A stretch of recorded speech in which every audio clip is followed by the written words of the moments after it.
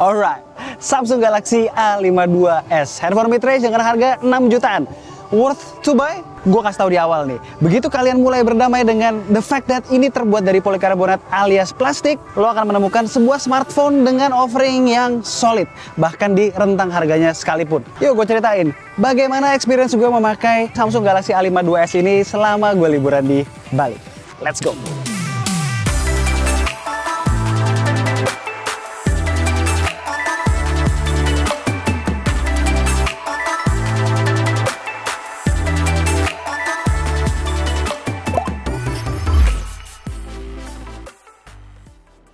Boleh gak sih gue sebutin yang gue kurang suka dulu dari pemakaian 3 minggu bersama A52s? Boleh dong.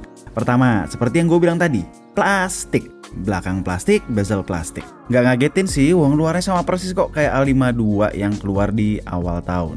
Secara objektif sih suatu kekurangan ya, satis pasti bakal nyela nih. Tapi secara subjektif gue gak terlalu mempermasalahkan sih, karena gue selalu pakai casing. Di luar itu soal desain subjektif juga lah ya. Unit gue ini yang ungu, overall looknya simple dan unyu. Gue suka desain modul kameranya yang nyatu dengan keseluruhan desain bodinya seolah jadi satu piece of plastic bag. Untungnya ya nggak glossy ya, punya finishing matte. Kesan gue tuh gini, Samsung tahu mereka ngasih plastic back cover dan nggak mencoba untuk menyembunyikan itu sama sekali dengan kasih kilau-kilau yang nggak penting. Plastik, finishing matte, warna soft, ya gue bisa berdamai lah dengan itu. Looks oke, di genggaman pun berasa solid, nggak ringkih sama sekali. Positifnya lagi, nggak gampang kotor sama sidik jari. Hal kedua yang gue kurang suka adalah the fact charger bawaannya cuma 15 watt. Sayang banget, padahal unitnya sendiri support 25 watt charger PD. Lagi-lagi gue sendiri sebenarnya nggak masalah karena banyak bener charger USB PD bertebaran. Tapi buat yang ngandelin charger bawaan bakalan ngerasain betapa lamanya ngecharge baterai 4500 mAh dengan charger 15 watt. Kurang lebih 110 menit.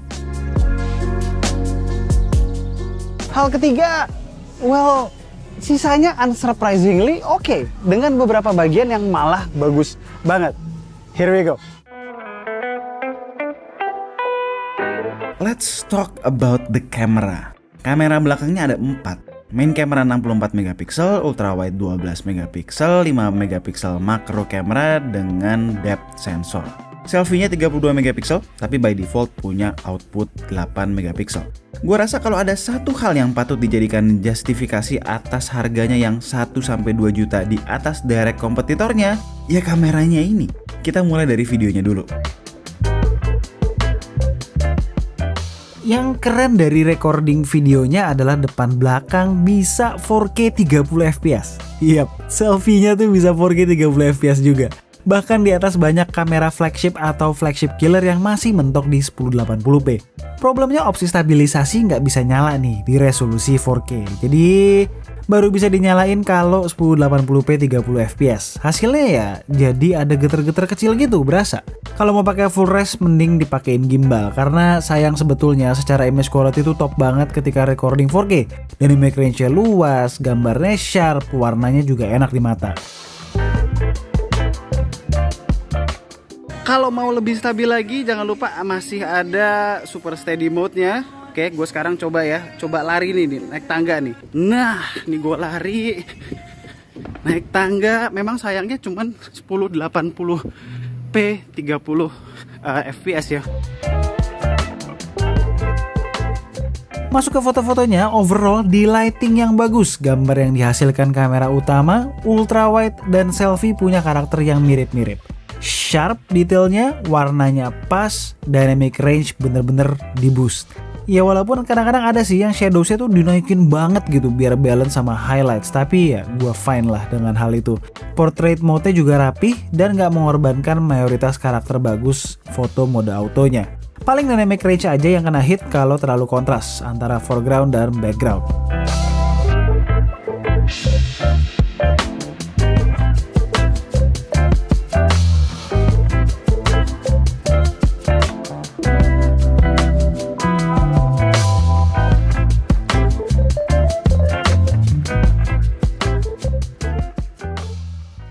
Masuk ke indoor lighting pun surprisingly kita nggak perlu buru-buru nyalain night mode karena autonya masih ngangkat detail. Night mode-nya baru perlu nyala kalau kondisi udah gelap. Itu pun nggak lebay ya efeknya, nggak ngilangin karakter foto malamnya. Lebih ke naikin detail dan ngebalance highlights dan shadows. Yang berasa banget perbedaannya adalah ultra wide auto versus night mode kalau udah gelap.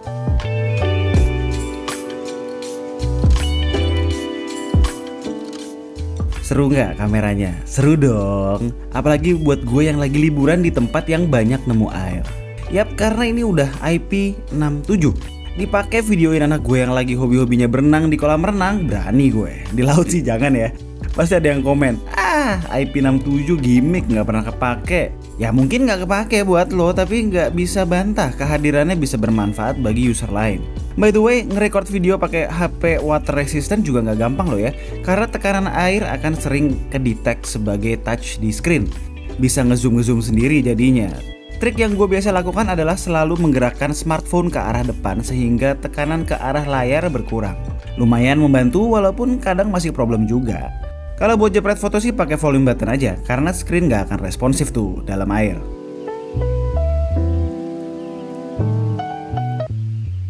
Yang bagus juga adalah layarnya.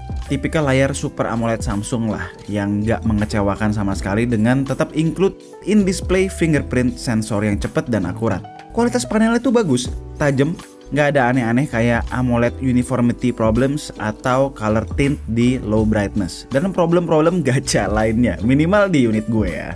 Yang gue suka adalah warna yang nggak lebay kayak beberapa pesaingnya yang ngeboost saturasi. Bahkan yang mode color vivid sekalipun. Kalau lagi ngedit foto, gue turunin ke natural demi warna yang lebih akurat. Dan jangan lupa kali ini udah support high refresh rate 120Hz yang bisa bikin scrolling di app atau UI yang mendukung super smooth. Layar refresh rate tinggi percuma lah ya kalau secara jeroan nggak bisa push FPS tinggi secara konsisten kan? Nah, disinilah calon chipset sejuta umat punya andil. Snapdragon 778.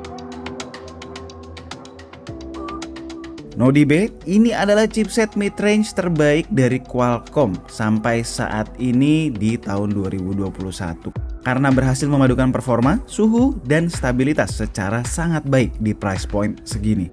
Dengan proses fabrikasi 6nm dipakai di keseharian gue lancar, minim stutter, di gaspol push rank LOL Wild Rift, stabil di 60 fps, settingan rata kanan.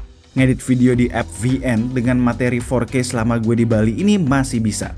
Oh ya, main PUBG settingan mentok di Smooth Extreme dan HDR Ultra ya. Ditunjang dengan RAM 8GB yang udah cukup lega buat multitasking, overall performance dari A52s ini lebih dari cukup. Satu-satunya gue berasa stutter kalau lagi jalan di pantai di bawah matahari terik. Ya wajar lah ya, semua smartphone juga kalau kepanasan begini pasti bakalan nurunin performa. Plusnya lagi, Snapdragon 778 ini awet baterai. Selama di Bali, A52s ini bener-bener gue siksa sih. Google Maps ketika nyari jalan, di tempat wisata gue pakai foto-foto dan rekam video, video meeting dengan tim di Jakarta, atau ketika bersantai gue pakai gaming sebentar atau nonton Netflix. Total gue bisa dapet sekitar 6,5 jam screen on time-nya. Ingat, tempat yang gue kunjungi seringkali susah sinyal, lalu outdoor pula. Jadi lumayan makan baterai tuh kan, nyari sinyal dan layar full brightness terus. Fitur-fitur yang secara spec sheet jarang dilirik pun banyak yang gue suka di sini. Utamanya adalah kehadiran headphone jack. Guna banget nih buat gue yang gak bisa tahan delay sekian ratus milisecond ketika main game kalau pakai TWS. Tinggal colok, selesai. Kalau males pakai earphone, stereo speakernya pun gak jelek sama sekali. Kenceng, gak cempreng, masih ada lah ya kedengeran bassnya dikit-dikit.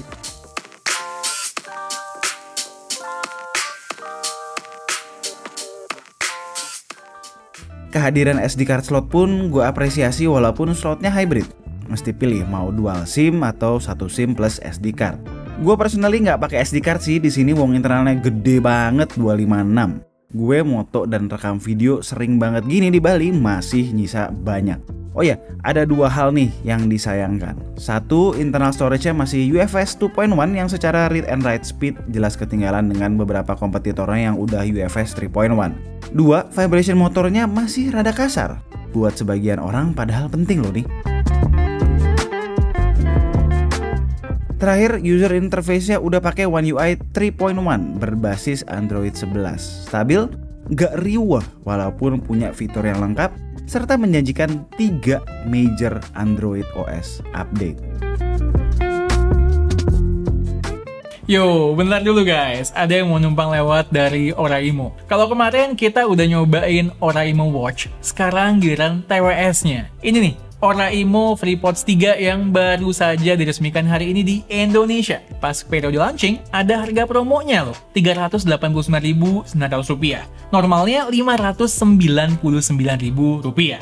Dengan harga under Rp400.000, TWS ini menarik menurut gue. Gue suka TWS model in-ear begini, karena nggak gampang jatuh, fittingnya pas juga di kanal telinga gue. Dipakai olahraga pun nyaman, ditambah ada rating IPX5 dan sweatproof pula. Salah satu fitur jagoan di HP ini adalah ENC atau Environment Noise Cancellation yang bakalan bantu ngurangin noise di saat ngomong telepon atau denger lagu.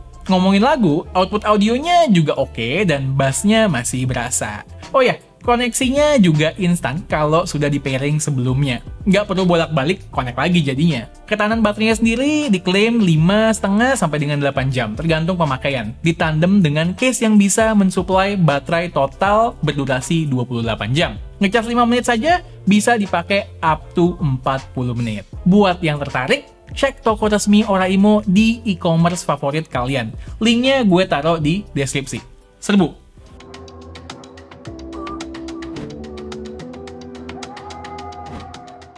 Oke, so Samsung Galaxy A52s, core dari segala inti. Gini, lihat 2 kekurangan yang gue sebut di awal tadi.